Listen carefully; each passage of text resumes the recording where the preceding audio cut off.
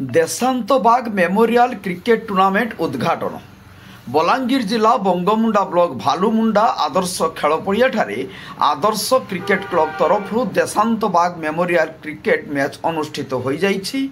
एही उद्घाटन मैच रे मुख्य अतिथि भावे भालुमुंडा सरपंच उपेन्द्र मेहर, सांबादिक राधाश्याम मेहर, लंबोदर मेहर उपस्थित रही खेलाड़ी माननकु उत्साहित करिसंती।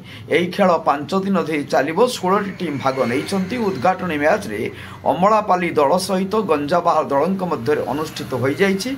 प्रथमे गंजाबाहाल टॉस जीति फिल्डिंग करथिले। 10 ओवर लेखाए मैच खेला जिबा बेले निर्धारित ओवर अमलापाल दल 9 विकेट हराई 86 रन करी जवाब रे गंजाबाहाल दल 10 ओवर रे 52 रन रे ऑल आउट हो जाइतिला। एही मैच रे डब्ल्यू प्रशांत अंपायर थिला बेले अभय बाग और खगे कुंभार धारा विवरणी प्रदान करथिले। कंटाबांजीरू राधाश्याम मेहर को रिपोर्ट, जनता एक्सप्रेस।